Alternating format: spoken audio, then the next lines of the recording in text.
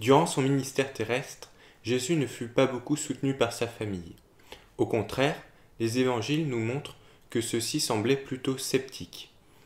Mais, après sa mort et sa résurrection, il semble qu'ils aient été convaincus de sa messianité.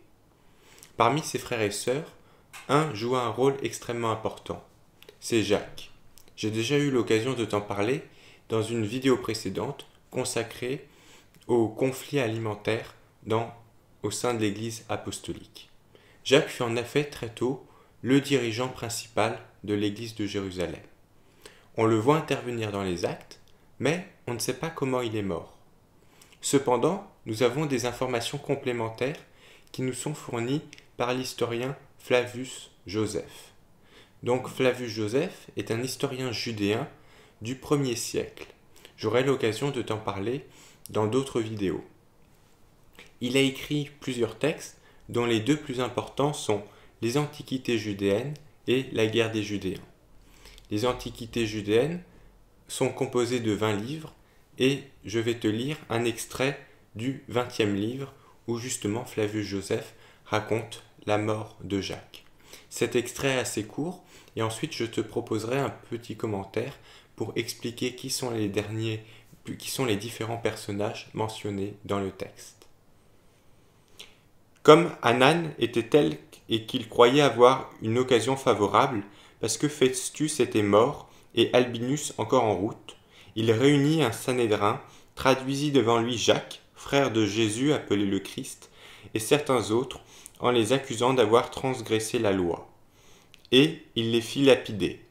Mais tous ceux des habitants de la ville, qui étaient les plus modérés et les plus attachés à la loi, en furent irrités, et ils envoyèrent demander secrètement au roi d'enjoindre à Anan de ne plus agir ainsi, car déjà auparavant il s'était conduit injustement.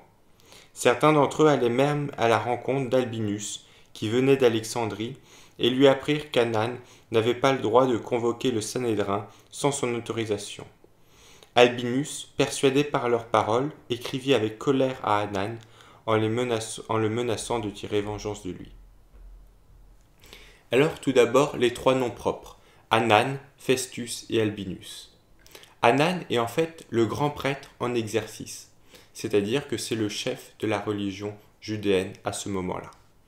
Festus et Albinus sont les deux responsables romains, ils correspondent aux autorités civiles. On voit que l'un des deux, Festus, vient de mourir et qu'il va être donc remplacé par Albinus. Mais Albinus est en route et donc il y a pendant quelque temps une vacance où il n'y a pas d'autorité romaine sur place. Et justement, Anan, le grand prêtre, va profiter de cette vacance pour faire condamner à mort Jacques. Mais ce qui est intéressant, c'est aussi la réaction de la foule.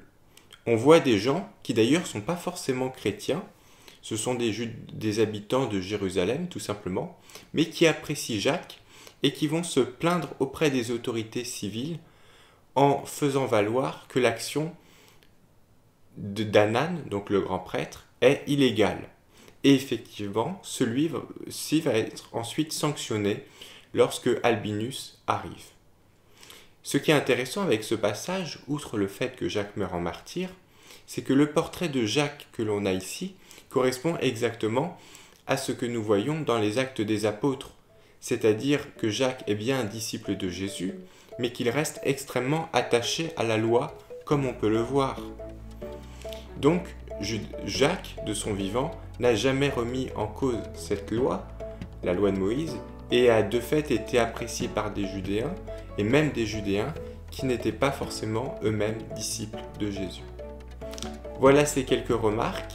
Si tu as des questions ou des remarques, n'hésite pas à me laisser un commentaire, et moi je te dis à bientôt pour une prochaine vidéo.